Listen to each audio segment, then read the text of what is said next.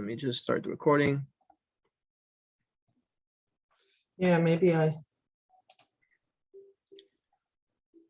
All right, everyone, welcome to another session of Digital Marketing Q&A hosted by LAPRIS. It is a pleasure to be here with you this lovely Friday afternoon. My name is Gabriel, as many of you already know that are watching this, whether in the live stream or you're here with us in person. I'd just like to kick things off today by just getting a little presentation going, some basic understanding so that everyone can kind of understand where we're going with this. So again, today's topic is a digital marketing Q&A. Proudly hosted by LAPRIS, and today's May 27th. This event will be from 1 to 2 p.m. Eastern time. If you'd like to learn more about the company, you can visit lapris.net. Who is LAPRIS? LAPRIS is a world-class advertising company based out of Miami, Florida. LAPRIS partners with individuals and businesses to drive results using world-class advertising.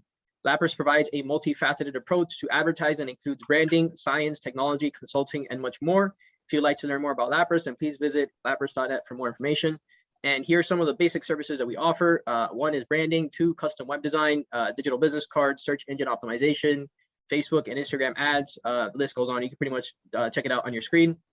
And if you would like to book a free strategy session for whatever reason, just go ahead and if you scan this QR code, you'll get access to my digital business card where it's my personal digital business card. You'll be able to book a free breakthrough strategy session, $997 value.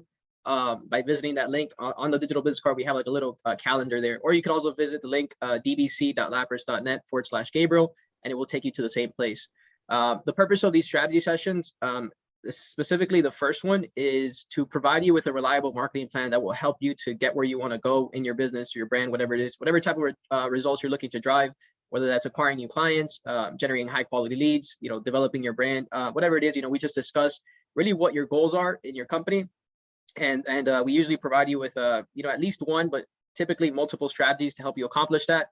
And then you kind of make the decision around what you feel comfortable around. So that's really the purpose of the free breakthrough strategy session. It's kind of like a real in-depth consultation that can be one of the most valuable investments that you make this week. So digital Q&A format, very simple. As soon as I get through this introduction, we'll just go around the room answering questions.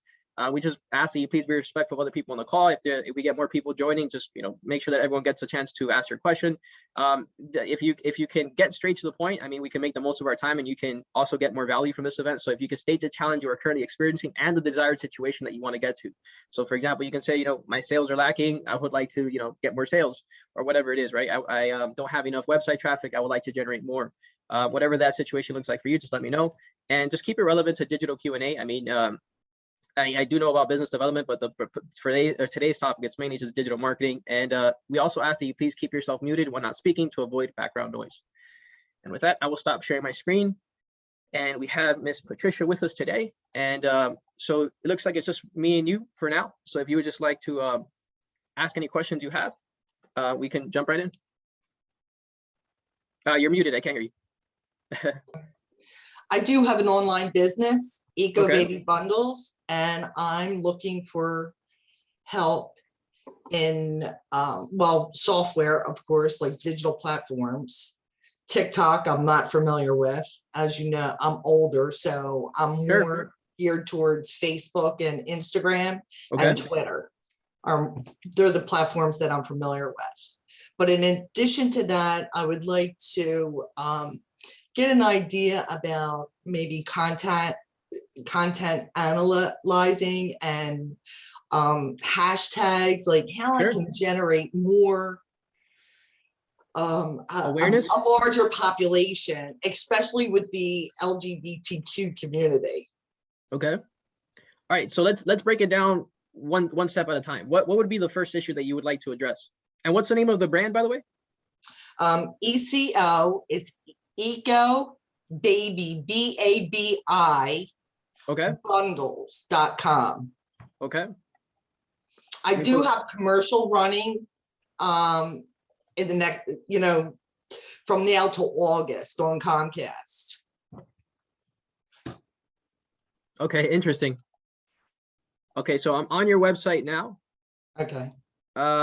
Okay, yeah, we just have some baby bundles, newborn baby bundles, 6 months, 6 to 9 months, 12 months, some pacifiers.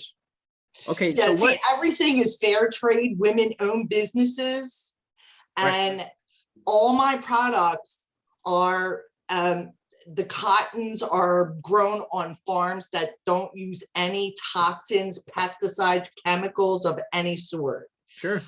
All my materials, everything that I use it's either reclaimed material, and my products have no chemicals, toxins, PVC, BPA, none of that. I mean, it's 100% transparent, ethical. Product, right? Yeah, all Okay. eco-friendly, all biodegradable. All right. So what's the first question you have? So I could start giving you some practical advice or maybe some mindset. What's the first question? Okay, so it's online. Yes. I'm using Instagram and Facebook primarily.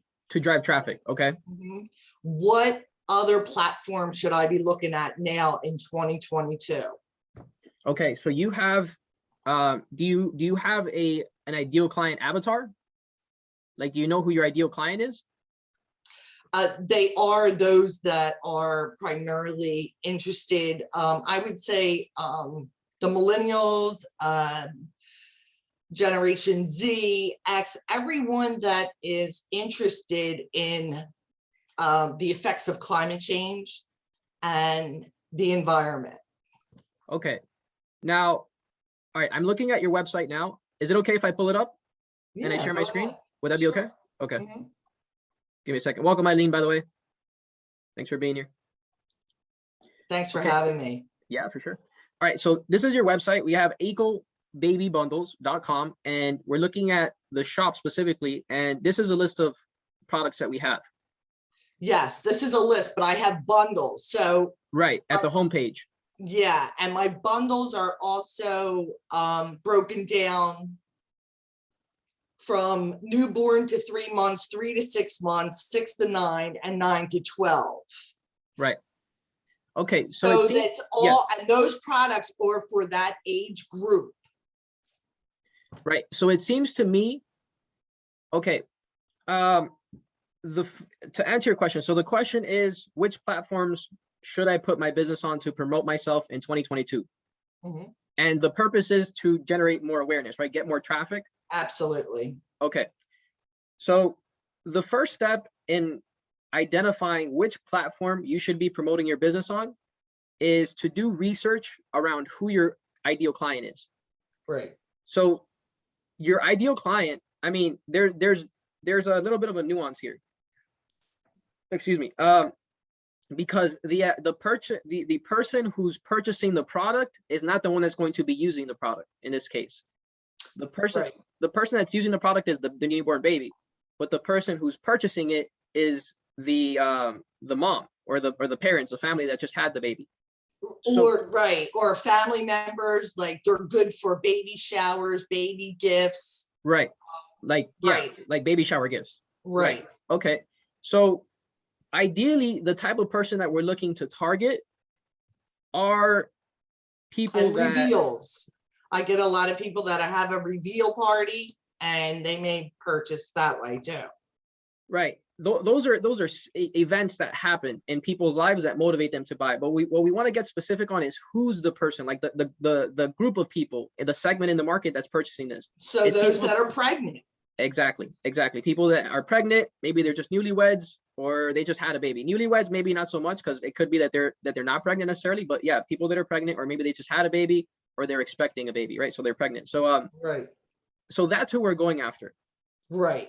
Now, as far as generally speaking, those people tend to spend a lot of time. We're looking at, let's get down to some of the specifics, right? We're looking ideally for people that are married or not married, but at least they're in a relationship, right? Because it takes two to tango. Right. Well, right? Not necessarily, not today, but I mean, you can be artificially inseminated. So. Right. Well, generally, I think that's the exception. Like in the market, where there's probably a smaller percentage of people that do the artificial, and then there's more that are doing it the natural way. So we'll probably want to target them because they compose more of the demographic. So that we're looking at, I mean, ideally, you would have to do a little bit of research on there, but I'm assuming that the majority of people in that category probably fall within the age range of maybe like 25 to 45, 50. Yeah. I'm guessing, but I don't really know. I would do research to confirm this, but let's say it's 25 to 50. that age group tends to, from my background in digital marketing and running ads and stuff, I know that age group, specifically 25 to 50, we're talking about millennials, and we're talking about the one that's above it. It's not boomers. I forget the name of the group that's above that, but essentially the way that they consume their information, the way that they get their information, there's three main platforms for those people. The first one is like social media is a huge form of way that they get access to news. The Right. second one would probably be TV, and then the third would probably be radio. Now, the second and third, depending on the age range, they might, switch around. Like radio might be second, or it might be third, depending on who it is specifically. But definitely first one would be social media. Now that we've narrowed it down to a platform specifically, we're looking at social media. We're not looking at billboards or magazines or anything like that. We're looking at specifically social media. Now, which social media platforms would be the ideal place to get that traffic from that source? So number one would be Facebook, because that's the place where it has it. And if you're looking specifically to you asked me this as well. You asked me like content. We'll probably get into that if you want to, the content analysis and things. We'll follow up with that. But definitely, just to answer the question and move on, number one would be Facebook. Number two would probably be Instagram.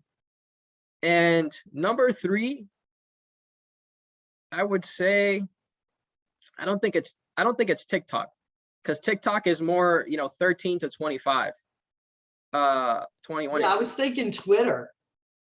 Twitter could work, but it's really not good for making sales. I mean, it's good for testing. It's good for rapid experimenting and stuff, but not so much for making sales, like for driving traffic, because things happen really fast on Twitter. Well, I'm fine with these two. I mean, like that came right from, the top of your head. And right. So this is I would also good. say, maybe like if we're sticking with, I would say email. That's what I would go with as a third platform. Email. You're right. Email / SMS, whichever one you feel most comfortable. But those are the three platforms I would recommend, right? Okay. Okay. And then Perfect. it's just, if you could hold your next question for 1 second, I would like to give Eileen an opportunity to ask the question. Welcome, Eileen.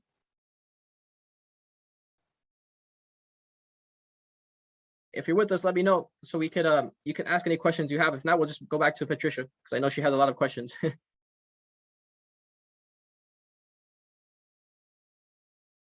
All right, we'll go back to you, Patricia. You're muted. Okay. What's the next And question? my next question would be, it took me a little so- bit. Yeah, I'm Easier, working easier. at like 25% today because I got COVID. So I'm like, Oh no. I'm like, where's my Aw. button? I'm like trying hitting Zoom a bunch of times. I'm like, why isn't it opening up? I'm like, oh, it's already opened up. It's just minimized. Oh, okay. No Anyway, worries. so yeah, I like the conversation that you guys are engaging in terms of, where to put the social media.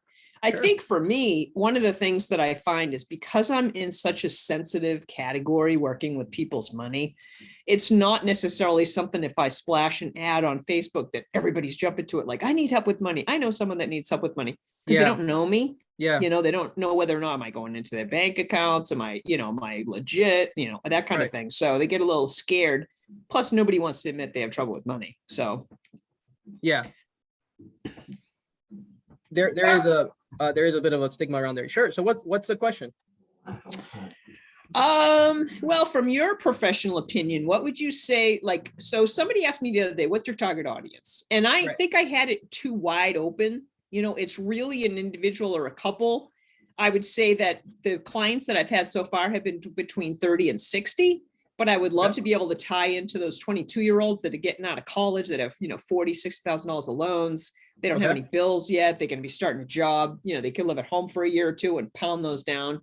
Yeah. So I'd love to be able to tie into that. But, my daughter just graduated from nursing school and she says, geez, mom, it's kind of awkward to talk to my friends. Like, hey, my mom will give you some free advice. It's just sensitive. Like, I have a couple of friends, they're a disaster with finances. And they're like, oh, I should really talk to you. I wouldn't talk to them. I would refer them to somebody else that's more objective. I don't really want to know everybody's detailed financial stuff that I know. Sure. I'd rather work with somebody that, be an objective. That makes sense. Yeah, of course. So I still don't know the question. I guess the question would be, when it comes to social media, what do you think would be my best 3 options? Your top 3 platforms? Yes. Okay. So I mean, it really depends. Like if you're I would try, before I would recommend a specific platform. I would encourage you, I'd recommend to narrow down kind of the audience specifically.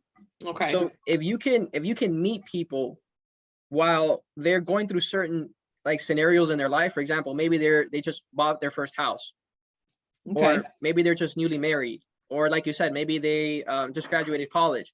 Because generally speaking, university students are not good consumers, because they're broke. They're more focused on having fun and a lot of other things.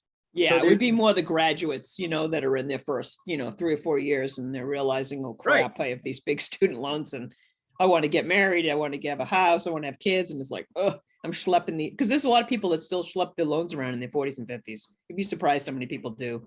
Oh, I'm pretty sure. Yeah, I'm certain. Like, according to statistics, people aren't doing that well financially. I mean, they could use more financial advice. I think financial illiteracy is one of the big challenges, but I agree. in today's market. But all right, so yeah, let's say we're going after like graduate school students, right? Like people that are post grad, they finished graduate school. So people that have a lot of loans, we could target that, for example, right? People, because that's where you're going after, people that have a lot of debt. Yes. So examples of that would typically be, like doctors, dentists, surgeons. Those people have a lot of debt because they went to medical school. So that would be a good place to start.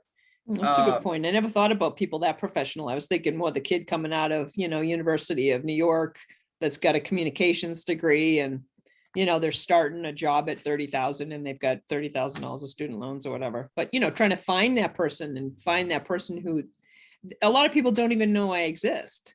So they don't realize that there's actually assistance. They have a lot of companies that will refinance and shove it all together and charge, but that's not what I do. So, the bigger the loan, the more overwhelming it is. I gained 30 pounds during COVID, like so many other people. And when I was faced with the 30 pounds, I wouldn't get started until I said, okay, I'm going to narrow this down to 5 pounds. I could do 5 pounds over the next month. That's all I'm going to focus on. Right. So I went down over 20, and then I kind of got a little comfortable and I bounced up a little bit more, but it's still, I'm not at that total 30. So yeah. So if just to stick with the topic, so if we're like, that's what I would look for. Ideally, people that understand that they have an issue, because these guys, like if you're going after them while they're in university, they're probably not going to want to make that, like, it seems too adult for them. And yeah, like, it's after they get out. But how do I find those after? Do I be the exception, right? So so I would say, number one, I would start going after people that they're graduate school students. Maybe they just graduated. Another type of client that you could go after would be people that just purchased a home, because the average cost of a house in the US is much higher than the average earning that people make per year, their salary. It's true, definitely. So that would be another one. And then I would, third, I would just find like another type of debt that's very common that people have. When they're trying to get a loan, if their credit score is not way high, a lot of them can't get loans for a house. If you've got a $500, 500 credit score, there is no bank that's going to give you a loan unless it's incredibly high. It's a big risk to do that when someone's debt's too high. Yeah. And then, so now we've kind of narrowed it down to a few people. And, post-grad students, like, how old are they usually? Like, they're like 25 to 30, even 40 age. Yeah, So I would say so. Yeah, that's kind of their demographic. People that just bought a home, kind of similar. I mean, but it varies. Like, if you're targeting first-time home buyers, they're usually around that age. That's true. Repeat home buyers are a lot older and they have more experience, and maybe, they're kind of set in their ways, but you could experiment with them. I don't think it would be a bad place. But let's start with that. I mean, I would say, good platform. You mentioned that. So what's the goal again? What's the result that you're trying to get to, like, have them book appointments with you? Yeah, like originally I was, I definitely was setting out to work with the individual or the couple, and I had one client that was small business. She said, "Can you help me with that?" I'm like, "Sure."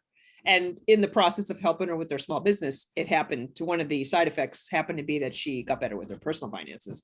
So, but I don't usually completely do groups. Those just kind of naturally happen sometimes with HR people. It's really that individual or that couple. And I'll always do a complimentary, hour or so and get an idea. What is their goals? What the things look like, the overall big picture. And then when I start working with someone, it's usually over the course of at least 3 or 4 months to get those habits, really looking good. For you, I really like Google Ads. First platform I would recommend is like search engine marketing, specifically running ads on Google. Because if what you're trying to do is specifically get more conversions, in other words, like people trying to book an appointment with you, Google is a good platform for that because you're targeting people that are in the buying part of the buyer's journey. In other words, they already know they have a problem. They understand that talking with someone like you is a solution. They're just kind of looking at the options now, like who's available to me to help me with this. So that would be an ideal situation where you would come into the equation and be like, hey, you already know what you're going through. You know that you have a problem. You know you're looking for solutions. I'm that guy that can help you to overcome that. And Google allows you to target people specifically based off of keywords that are looking for that, and you can even narrow it down by state. They're even updating it they're constantly updating their algorithm, and the platform. But that's the number one place I would say. I would say running ads, search engine marketing, but specifically running ads on Google, which is a subspecialty under search engine marketing. The second strategy I would recommend is doing SEO. So SEO is similar to Google Ads, except Google Ads gets you there immediately.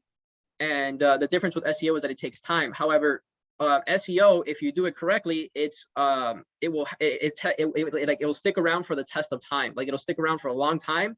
Google Ads will go away immediately the second you stop running the ads. So now that's the main difference. Now SEO, you can target specifically. You can start creating blog posts or content or even videos where you're targeting people in that specific demographic that are looking for those keywords. Like you understand, like maybe they're putting in how to get out of credit card debt, how to get out of medical school debt, and then you can start creating content around that. And then again, looking at different parts of the funnel, but specifically more geared toward the buying part. And then over time, you will develop it. Now, Google Ads, like if you're talking with like an expert like LAPRIS, like us, will get you up and running. Like you're having your ads live like in 21 days or less. SEO, if you talk to most SEO agencies, they'll tell you it takes around 6 to 7 months before you start to see, your name pop up. But even then, like there's no guarantee, and you have to pay every single month. So, but for us at LAPRIS, I mean, I've been able to get #1 on the first page of Google in less than 15 minutes with $0 spent on ads. So very few of our competitors are able to do that. So the skill level is obviously something that you want to take into consideration, but obviously with more skill is a higher fee involved. But but even then, even if you're dealing with someone like us, it's still going to take time, because we could be the best, but Google, like the spiders, they have like little what they call spiders that they crawl the web, and they crawl it every set period of time. So it usually takes a few months for the algorithm to update anyway, even if you just did it immediately. So it does take time. That's one of the reasons. So that would be the second strategy. The third strategy I would tell you would be to run Facebook ads.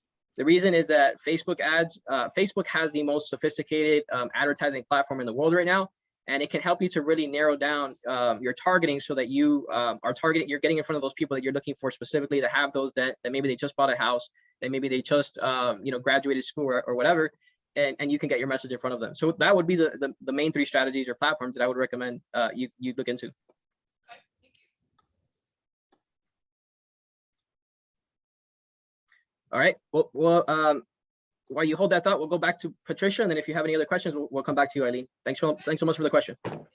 Okay, so would I go into search on Instagram and Facebook and just type in the word pregnancy, or how am I tapping into those markets? Okay, so what strategy would you apply on Instagram and on Facebook to get in front of those people, right? So there's different methods. So essentially, marketing, I mean, should I always use that as a hashtag then, at least? I would recommend it. Yeah, definitely I would recommend it. Because like, this is the thing with hashtags.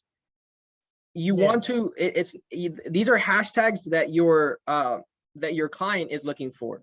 Not that you like you want to trend for stuff. Like you can use it for SEO. In other words, you can do like baby bundles and all these different things. But if you want to get noticed by your ideal client, what you want to do is you want to put the keywords that they're searching for, because that way you will pop up in the relevant searches. So you could use it for SEO as well, but primarily that, I mean, if you're looking for traffic, that would be the best option. Now, with respect to the strategy, I mean, there's so many different ways. You can essentially, you want to identify whether you want to do paid or whether you want to do organic. Like paid, do you want to run ads, or do you want to do it like promoting content? And like organic is putting in a lot more effort, where you have to like create content, do live streams, update it. Or do you want to run ads where you're like, just coming out on people's newsfeed, thousands of people, and you just pay money? Which would you prefer? I do my own ads every day, just about. I took a sabbatical because I actually went back to school for advertising and marketing for the last 6 months.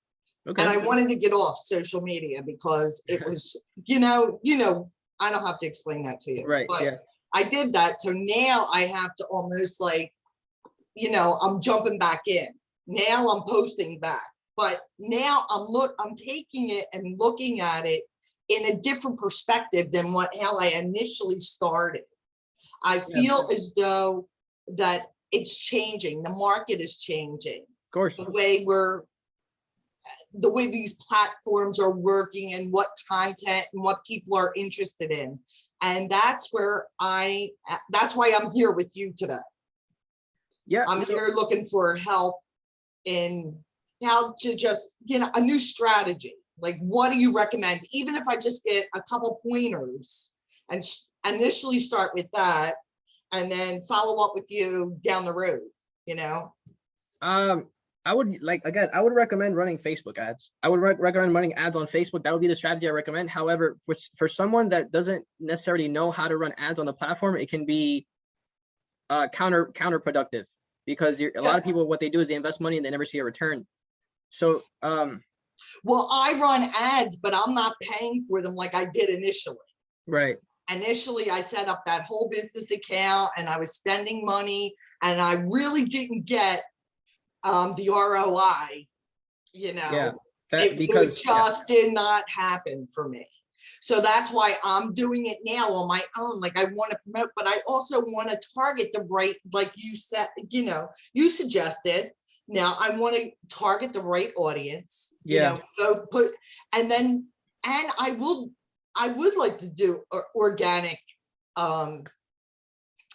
advertising. So this is what I would recommend. And this is good because the budget for this is less than $1,000, right, per month. So it's pretty affordable. You can even do it for less, but you want to keep into consideration. So this is what I would do. I would focus one strategy I would recommend. I'll give you 3 strategies so you can start making sales. The first thing I would recommend is partnering with influencers. So partnering influencer marketing. Yeah, so, I know them. Yeah, and I hired them. Right. Initially. So what you want to do is you want to look for people that have a large following of those people that are newlyweds, right? Or excuse me, of people that are pregnant right now, or that they just had a baby. Now, how do I find them? There's platforms to do that. If you go on search engine, if you look up influencer, you know, partnership programs and things like that, there's websites that syndicate this where you can find influencers under specific categories like baby products and things like that. So what you want to do is you want to identify, like this will take a little bit of research because you want to find people that are a good fit. So I at this stage, I recommend creating a list of people, right? And then reaching out to them one by one and then scheduling a call to see if they're a good fit for you, and then explain exactly what you want. So ideally what you're looking for, like the strategy that this includes is you have an influencer, they have a large following, right? Now there's different levels of influencers. There's people that have, you know, less than 10,000, there's people that have 50,000, 150,000, plus a million. So obviously the more followers, the more you have to pay for the post. But but you don't need, like, you know, like someone that's massive right now. I mean, you could just start with someone that's in the middle, and you pay them maybe like 100, 150 bucks. And what they will do is that they will post, they'll pretty much give you a shout out on their social media accounts, right? Like you'll pay per, like if it's for Instagram, it'll be less than if it's for, you know, Facebook, Instagram, and Twitter, or whatever, or YouTube. So what you do is you ask them for a shout out, and they'll shout you out on their content. And that what that happens is that they'll spread the word with all of their followers, and then that will drive traffic immediately to your pages, which will help you grow. And you don't have to go, it's almost like a shortcut. It's not really a shortcut, but it's a hack, so that you can get a ton of eyeballs in less time without having to post a lot of content. I did this in the very beginning. So how did that go for you? It didn't. It wasn't, unfortunately, like I said. I mean, what I invested and what my return.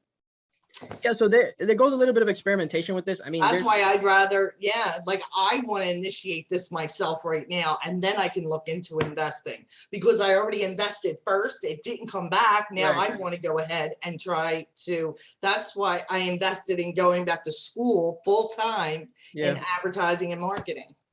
Yeah, well, I mean, that works. Again, with influencers, it's kind of like hit or miss. It really is. You gotta try with a few people and then find out. The second strategy I would recommend is doing viral advertising. So viral marketing is something that's really taken off right now. If you work with a good marketer, they understand how to make something go viral. I mean, again, so like similar to influencers, there's different levels of going viral as well. There's micro viral, there's regular viral, there's like, you know, huge viral, where you have like millions of eyeballs. So and what platforms do you use for that? You could use all of them. Literally all you can go viral on any platform.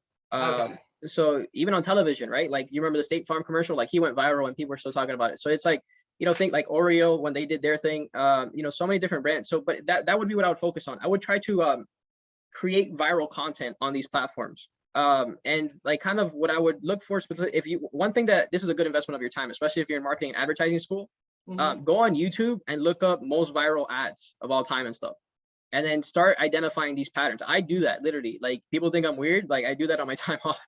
I look at viral ads, viral commercials and things like that because I want to identify what are the patterns between all of these. And you'll identify some of them, they're very emotional. Some of them, they're funny, whatever it is. So that would be the second strategy. Third strategy, I would recommend. So what the difference between the first and the second and the third is that the first and the second get you a lot of traffic and they it'll get you a lot of followers. It'll get you a lot of website traffic.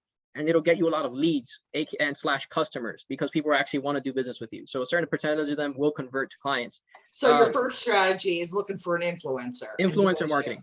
Right. Yeah. Second one is viral marketing. And then those will really, build a massive awearness for you. Okay. And then what I would do is, obviously you want, like, if you're partnering with someone, you want to include calls to action. You want to drive people to the website, like tell them like, look, we're selling such and such product.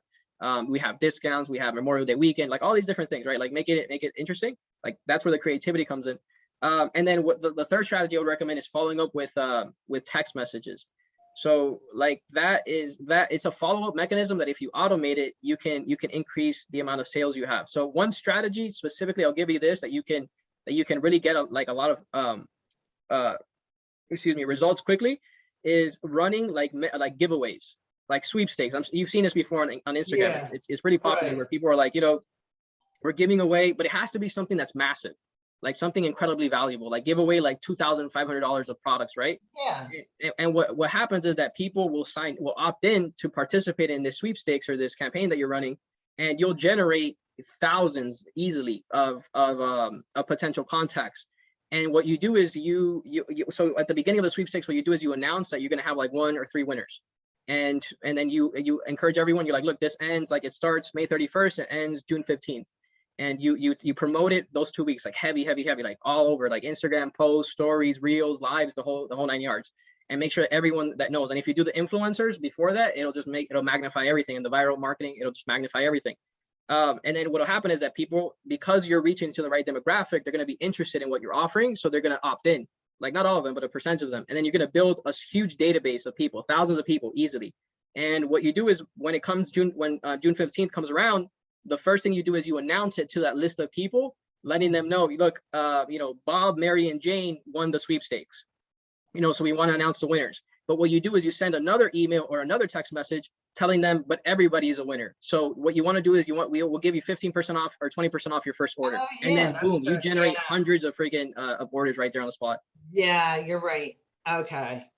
So it's a lot of work, but it's not advertising, and you're getting like firsthand experience around how it works. Yeah, I don't care. And you're building a massive database, which is something that a lot of businesses struggle with. And another good thing is that you told me about the viral ads on YouTube, is looking at those. Right. And seeing what captivates me and what is the pattern. Right. Identify what are the patterns between viral videos and commercials and things like that, so that you can kind of like integrate some of that into your own videos or your own posts and things.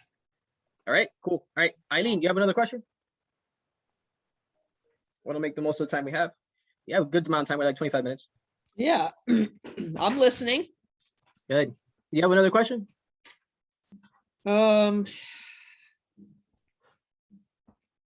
You know this area.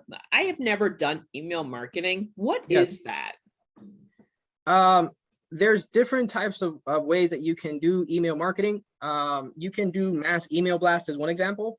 So a mass email blast is probably like the one that most people are familiar with, where you have, let's say, 1,500 contacts or X amount of contacts. And what you do is you create a template, an email template, and that says, I'm having a webinar or whatever. You can announce a sale, you can announce everything that you want.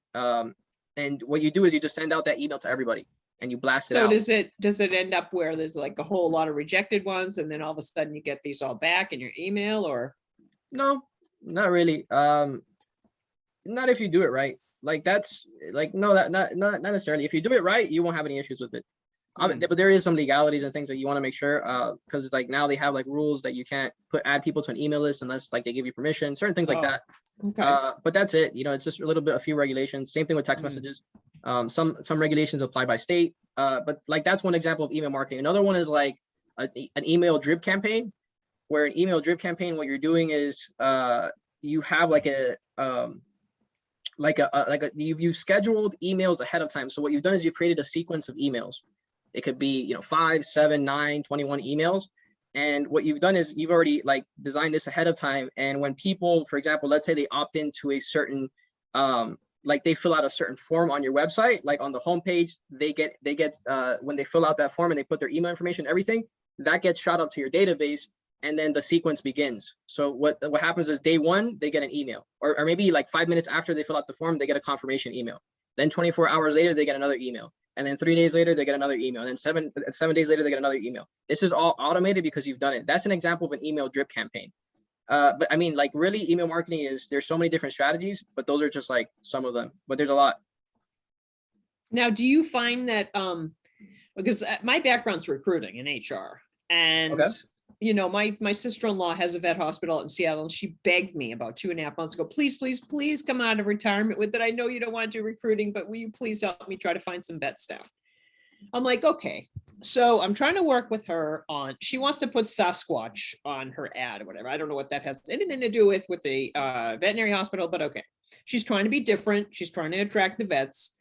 And when I look at resumes, which I've looked at thousands and thousands in my career, if they don't tell me what they have to say within the first 3 to 5, 7 seconds, I am not going any further. If they have it all cued and it's all italics and it's all a book, I'm not going to read it. So how do you, I'm sure you deal with this all the time, and I'm sure most of your clients ask this, how do you stand out? How does somebody stand out from all the crap that we get in our inbox? Like our superintendent and our principal are so afraid of liability that they have to write a book every time they read, every time they write an email, and nobody looks at it because we're inundated with information in our society. We're totally overwhelmed. Or maybe I should speak for myself. Yeah. I'll give you 3 ways to stand out, regardless of the platform. The first one is to be relevant, right? Nobody pays attention to something they don't care about. So the first way to really stand out is to make yourself relevant to that person. So, but here's the thing. If other people, like for example, if we take Patricia as an example, like we said that her ideal demographic, one of her like target segments or target market is people that just had a baby or they're pregnant, like let's say pregnant moms. If that's the case, I would like what you want to do is you want to be as relevant as possible to pregnant moms, but everybody else should ignore you. Like dads that are handymen should ignore your ad. Like it shouldn't even pop up for them. Like you want to be relevant for the people that you're marketing to, like your demographic. That's the nuance there. It's not just being relevant, for the times, but it's being relevant for the times for the person that you're going after. So that's what I would be. I like if you have to be relevant to them. Like, what do they care about? Like, what is it that is affecting them at this moment? Well, it's debt. And what is it about debt that they hate, right? Well, it's bringing my family down. It's limiting our abilities for freedom. It's adding stress, right? So if in order to make yourself relevant on like, let's say like you run a Facebook video ad, you be like stressed out because of debt, call me today or something. Like that's a terrible ad. Like it's super, corny, but like for sake of an example, but like I would make myself relevant, right? The second thing, there's a good book on this called Purple Cow by Seth Godin, where he talks about you have to be remarkable. You have to be remarkable in today's world. Like if you are not like if your business does not transform your customer's life, like you should get out of business, because today the world is way too competitive for people to be average. So you have to be remarkable. So you got to know what I always say is know your industry, know your market, know your customer. Minimum 3 things, right? Know your industry, know your market, know your customer, know your business, know yourself. Those are 2 extra ones if you want to add, right? Because you got to know your business. So you got to know these things. Like you have to be like the expert at that thing. Like it doesn't matter what they ask you. Like you could call me at 3 a.m. in the morning or 3 in the afternoon. I will give you an answer for digital marketing because I have it, right? Because I know my stuff that well. And you have to, that's just one form of being remarkable though, right? Remarkable could also be that your business, donates 10% of your profits to a nonprofit in the community. That's pretty remarkable, right? Like remarkable is you're transforming you're revolutionizing the industry. That's remarkable. Like, like just think of what is remarkable, right? Like that would be an example. And then that would be like the second way that I would tell you to stand out. And then third, way to stand out would be to use native advertising. So native advertising, every platform has its nuances. Google is different from Facebook, that's different from Twitter. So with native advertising, what that strategy or that approach rather is based off of is marketing yourself on the platform with the features that are native to that platform. In other words, you're creating content for Facebook only for Facebook, specifically for Facebook, understanding that people have a certain psychology on Facebook. And when you're on LinkedIn, you do the same thing, but for LinkedIn. That's what native advertising is. Like, you're doing it specifically for the platform that you're marketing on. And that will make you more relevant because people, you're responding to their psychology. The platform will reward you for more views because you're advertising native to the platform. And then if you do everything else, it's just, again, like a Lollapalooza effect where everything just compounds. So those are 3 immediate ways that I would say to stand out. Thank you. All right, Patricia, back to you. Okay. Oh, when you do your viral Yes. viral presentations, do I need to be in it, or can I run my commercial? You can do it yourself. You can hire someone else to do it, like an actor, or you can I have have like a great commercial that's running that I really like. Yeah, So I could use that. sure. I mean, if it goes viral though, I mean, if your video that you've created doesn't have the elements of virality, then it doesn't matter which platform you put it on, it's probably not going to go viral. But if it has those elements, then it doesn't matter where you put it, whether it's YouTube, TikTok, or the next guy, it'll go viral. Okay, so what are the components that I need for it to go viral? I mean, it really depends. Like I said, the best thing would be to kind of look at the YouTube videos and stuff, like study, because like there's some things I can tell you, but some, like, these things are constantly changing, right? So you know, some things are like trends. Trends is something that you can look out for. So for example, Memorial Day weekend is happening right now. Right. So if you use hashtag Memorial Day weekend, you will almost go viral. If it's relevant to that, like, you have a higher probability because there's a lot of attention on that. So if people find that what you're promoting is relevant to Memorial Day weekend, then they'll like it, they'll share it, they'll engage it, like they'll tag their friends and everything. And then that makes it go viral. Okay. One more thing is Yeah. Primarily how I initiated this business is I'm an animal advocate. So Planet Earth is really what pushed me to move forward with, you know, watching David Attenborough and the effects of what was happening in our oceans and plastic and all of that. So I would also want to somehow incorporate, possibly, I don't know if, you know, me throwing this out to you, what do you, you know, what do you think? That's part of your, we're talking more of your brand. Which is, you know, that's what you stand for. So for example, like the way that you just kind of integrate it into everything that you do. So everything else is the same, but the way that you approach is a little bit different. You know, like we have a certain approach, we have certain values, and we have like certain beliefs and things. And then it's just the way that you go about it, right? That really, like, people will resonate with or not. So you could say, like in your story, right? Something simple would be like in your about, just tell people, you know, we started this company. Yeah, that's where it is. It's in my story. And then you could, on your YouTube, you could do like an introductory video where you explain the backstory and why you got started and why you and how you did it and what was the motivation behind that and what's the bigger vision and the purpose and all these different things. And then people that, again, they're already on your social media, they'll want to learn about that. And then if you kind of reference it every now and then, like for example, we have a client right now we're running Google ads for, and what she sells is she sells wine, but she also like sells handcrafted wines that's from people. So, you know, it's just a matter of not only saying like red wines, but also saying like handcrafted red wines, right? Or minority owned red wines, or, you know, female owned red wine business or something like that. So it's just like adding a little bit of a nuance or a little bit of a. So what are these Google ads, did you say, that you're running for her? You could do this everywhere. Yeah, we're doing Google ads, but you could do it everywhere. You mean, you could do it in Instagram, Facebook, Twitter. Right. Okay. And that's, I'm not really too familiar with, you know, using Google too as a platform for me, which I should certainly get more savvy on, you know. Yeah, Google's an entire, you know, monster in of itself, but it can be an incredibly profitable engine for your business if you get that thing going for you. Like, fortunately, you did type in my business name and it came right up for you. Okay. Right? Oh no, I went to the domain directly on top. I didn't Google it. Ah, okay. Yeah. But yeah, So Google how ads, do I move that up in Google? it would be, you could do you could, like I said earlier, either Google ads or SEO. Google ads or SEO. And then, well, I'm not familiar with that, with working with that. What do you suggest? How can I go about it? How do I learn about it? Those are really like in-depth fields that have been around for years, like decades.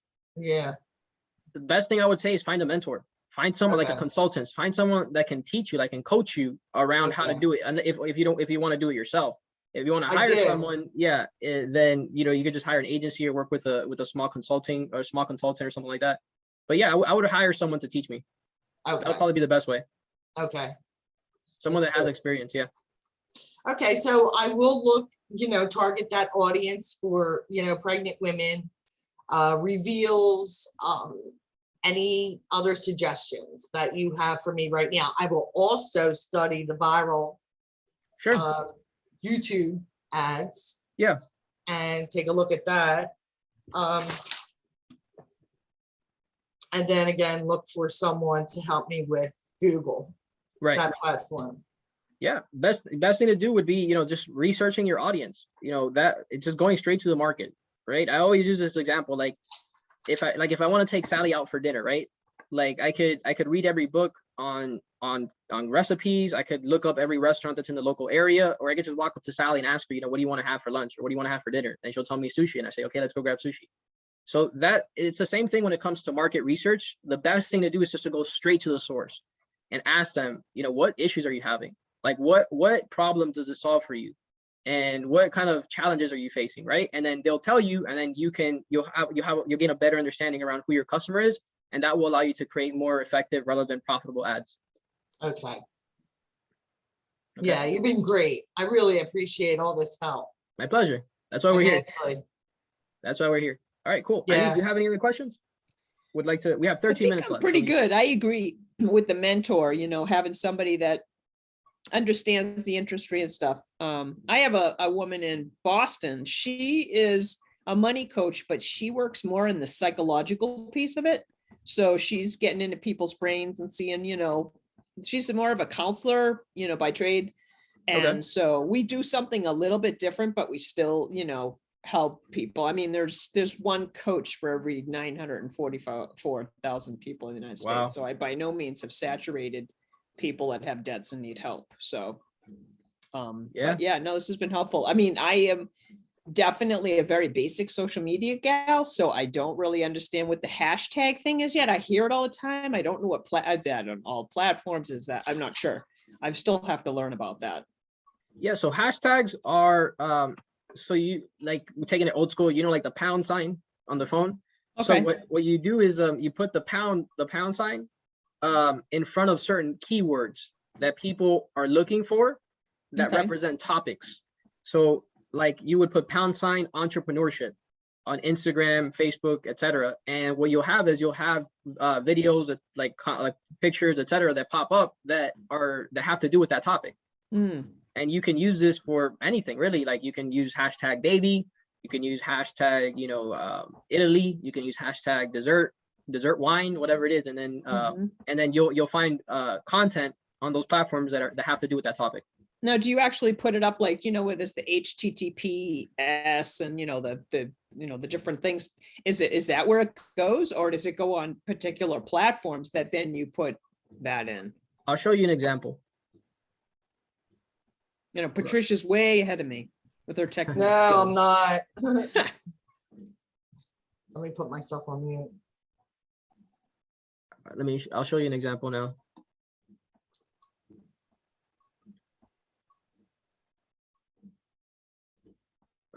Okay.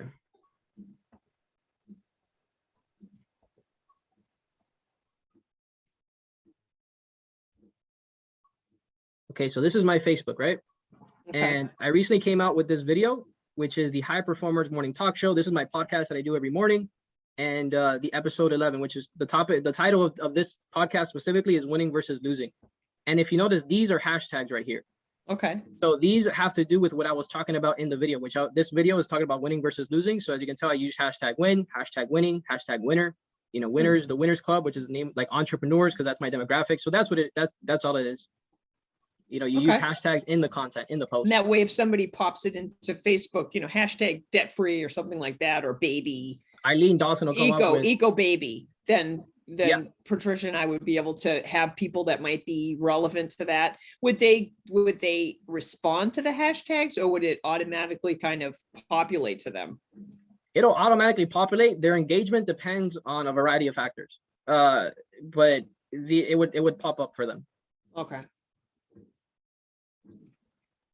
So for me to follow you on Facebook or friend you, I'm just going to go into your name. Is that how you're on Facebook? Yeah, Gabriel Medina. Yeah. Okay. Yeah. All right. I also put I'll put my link in the chat if you guys want it. You were really helpful. Yeah, thank honestly. you. Awesome. Thank you very much. Wonderful. I'm glad you were I able mean, to. if you need a review or anything like that, I'd be more than happy to If you always help you out with that. we always appreciate, like if you leave us like a 5-star on Facebook or Right. or wherever, really. Yeah, definitely. Gabriel, could you tell me who your exact this is 80% of my demographic. This is the kind of business, the entrepreneur that I work with. Is it a certain amount of money? Is it a certain amount, just different kinds of products? Does it not matter? For me specifically? Yeah. So hold on. So I just posted I posted my personal Facebook page and then the Okay. company's Facebook page in the chat. So so I mean I have multiple companies today, so it really depends on the company you're talking about. But if we're talking about LAPRIS specifically, Okay. yeah, I mean we work with really both like businesses and individuals. Okay. Ideally, these people we work with people all over in different industries. I have clients real estate, specialty trade contractors, e-commerce, like attorneys, you name it, like we have it. So it's not necessarily limited to an industry. What like unites kind of our demographic is kind of like the desire that they have, which is they want to get more clients. Okay. They want to get found by their demographic. They want to increase their traffic. They want to generate quality leads. All these different the goals that they want to drive is one of the ways that we unite them. But ideally, what we look for is people that their average order value, in other words, the amount of money that they make per transaction, is at least $150. The closer that it is to $1,000, the better, because we found that people that have higher price points, we can generate a better result for them, a higher return on investment, even though we have the same price, it's the same process and everything. So examples would typically be like car dealerships would be a good one, right? Because they make good profits per car. Consultants, I love working with consultants because not only do they make money, but they have a high level of competence, which makes our job easier. Real estate agents is another one because they make a couple of grand per house that they sell. People like that, even another one I mentioned, specialty trade contractors. So we love working with like roofers, landscapers, people that build fences, that they do kitchen remodeling, bathroom remodeling. These are all exceptional clients for us. Those specifically, and they have no background really in the social media. Right. That's space. another reason. Like they know their craft, they know how to deliver the service, but they don't know how to get the client. So that's where we form like a partnership and we help them to bridge that gap. So what's your best referral? Like how do you get your business? Is it a lot of social media? Is it a lot of networking? How do you find this is 80% of how I grab, a variety of ways. I mean, I'm pretty much on every platform. I use my personal brand. I do networking. I mean, I do a ton of social media, SEO. I mean, I'm pretty much, we're out there and we're just growing every single day. Right. Because it's funny because I have a friend that has a business. She's like, listen, you can't expect that you're going to be on fire after a year or two. Like it takes some time to plant that popcorn, And so sometimes I think, and I'm guilty of this. I am the worst boss I've ever had. I am so hard, like I just can't seem to please my boss, Yeah. like, I can relate. Yeah. And I think a lot of people that are entrepreneurs are type A personalities and they're motivated and they're go-getters and, I want to see it now and I don't want to have to wait, a few years. But fortunately, unlike a restaurant, there's a huge amount of capital that's startup, for those of us that are, work at home, you don't have the rental and the extra electric bill and this, that, and the other thing. Right. So it's definitely helped, there's so many entrepreneurs right now that are hitting the market because that's what happens in bad times. People say, I don't need this crap. I'm going to start my own thing. 100 years ago, you couldn't start a business for less than $50,000. right? Really? If not more, today you can start a bit, like people are starting businesses for less than $100, and Wow. it's from, like you said, from the comfort of their house. So we're definitely realizing, as Patricia mentioned earlier, like there are massive changes that are happening in the market. Right. And it's for someone, you know, as like me, like as a capitalist and believe in, you know, laissez-faire and free market and Sure. things like that. I think it's incredible that people are making the attempt to not to taste the American dream, because I think that if you study the history of that, it was essentially a marketing campaign that tricked people to consumerism. But it's more about chasing financial freedom, right? Like their own goals and things. I think that's pretty impressive. Yeah, that's true. I remember reading an article a few years ago. It was a magazine. It was a finance magazine, and the editor in the front said, "I want you to substitute the word freedom for money. I'm going to buy a really expensive car because it smells good, and the dealership convinced me to do this. I'm going to spend, $50,000 on this, $50,000 of my freedom to buy this. I make 80,000. I just bought a car for 50,000. These are not uncommon things. I'm going to spend my freedom on buying that." I just thought it was like, wow, that was pretty insightful. It really is, because that, I mean, if you think about it, how do we produce money? We have to invest our time. And there's outside of the realm of business, there's a good novel by Leo Tolstoy called The Death of Ivan Ilyich.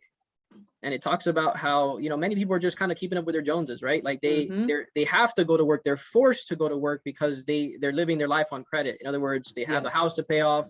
They have all these loans and all these like cars that they can't afford. And they, because of that, they have to go to work every single day to pay that off. So it's more of like a ball and chain as opposed to a reward. Yeah. But it depends. I mean, you never want to be over leveraged.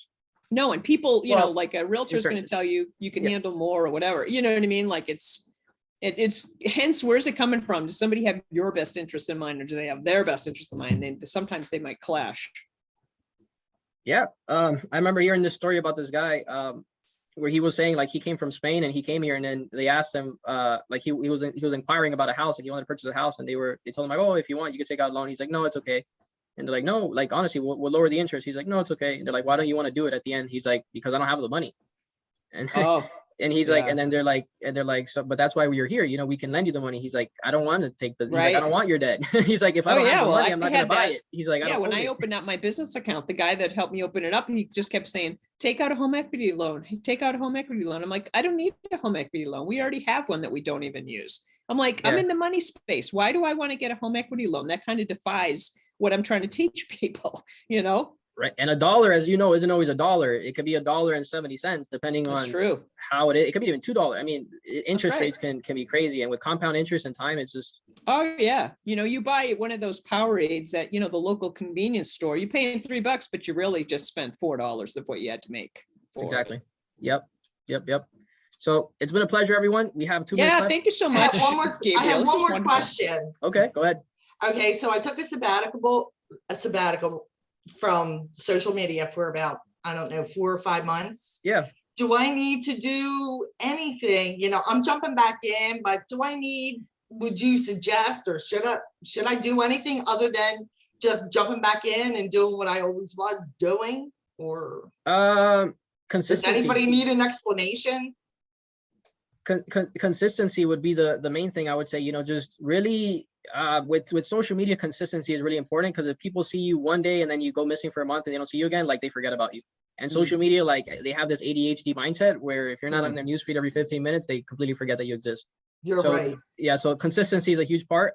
And I would ignore some of the of the industry advice that they tell you. Like, I post literally sometimes 5 times in an hour or 7 times in an hour on Facebook. And people will tell you, you shouldn't post more than once a day. Exactly. So, that's what they say. But it's relative. I mean, if you're the way that you gauge it is, are you bringing value? If you're bringing value, then people don't care. If you're annoying, like if you're just spamming them, then people will remove you from their platform. That makes sense. One more question. When I go into Instagram and let's just say New Parent Network is someone that's following me, I'm following them, and they have 200K followers. Yes. And then what I do is I go on to their followers and I hit whoever I'm not following. You know what I mean? I feed off of their followers. You can. I mean, that's a really work intensive process. There's better ways. What else? like content, like the stuff we talked about, I would focus more on that, because that's like Okay. really for the result that you get, it's not very high. Like it's not a good reward to effort ratio. Okay. All right, I gotta run, everyone. I have a meeting. All I right. have to- Thank you again. Thank you for very much. everything. Have a great day, everyone. Take Nice care. to Thank you, meet you, guys. Eileen. Yeah, Good nice to luck. meet you too, Patricia. All Make sure to right, save the take care. chat before Bye-bye. you leave. So you have, I don't know if you guys put something in there, but I'll give you a couple seconds. No, You got it? I'm cool. Yep. All right, everyone. Have a great day.